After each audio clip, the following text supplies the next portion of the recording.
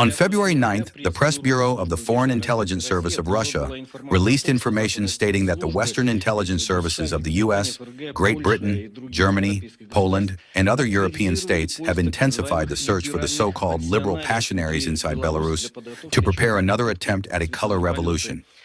How seriously do you assess the risks of such activity for the security of the entire Union state?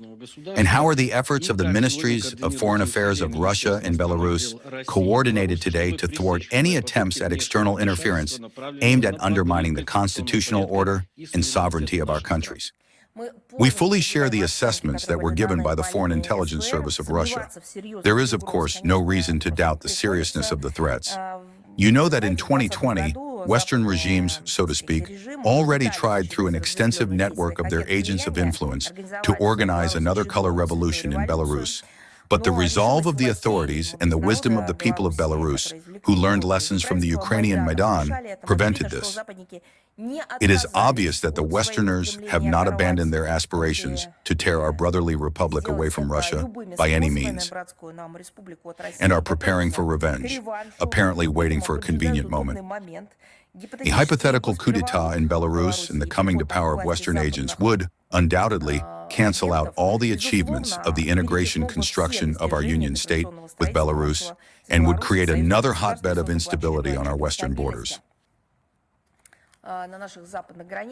But as correctly noted in the information material you mentioned, Belarusian society has already received a vaccine against attempts to rock the internal political situation. The Republican authorities have also taken a number of decisive measures to cleanse the country of pro-Western, so-called democratizing structures, and to toughen legislation regarding non-governmental organizations in order to prevent their subversive work from within. Nevertheless, we and our Belarusian allies do not intend to sit idly by and watch all of this. As far as we know, close partnership cooperation is being carried out between the security councils and intelligence services of the two countries. The ministries of foreign affairs, of course, also contribute to this work. In addition to tight coordination and mutual support at international platforms, in accordance with the bilateral program of coordinated actions in the field of foreign policy, with our active participation in recent years, the contractual legal framework of the Union state in the field of security has been qualitatively strengthened. In December 2024, I will remind you, the Supreme State Council of the Union state approved the security concept of the Union state, which contains a comprehensive assessment of existing and forecasted threats to the security of our integration association with a set of joint measures for their neutralization and prevention. On the sidelines of this event, the presidents of the two countries also signed the Interstate Treaty on Security Guarantees within the framework of the Union state, which entered into force in March 2025. It records a wide list of mutual allied obligations to ensure defense, protect the sovereignty, independence, and constitutional order of Russia and Belarus, and the integrity and inviolability of the territory and external border of the Union state, with the engagement of all available forces and means, including nuclear weapons, in accordance with the fundamentals of state policy of the Russian Federation in the field of nuclear deterrence, approved on November 19, 2024.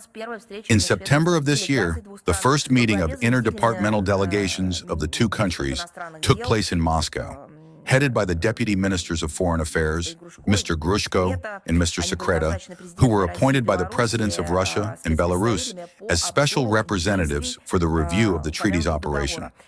During the negotiations, a coincidence of assessments regarding the situation in the security sphere of the Union state was noted. In March of this year, the second meeting of special representatives will be held in Minsk, at which a wide range of threats to the external and internal security of our countries will be considered, and joint steps for their containment and prevention will be determined.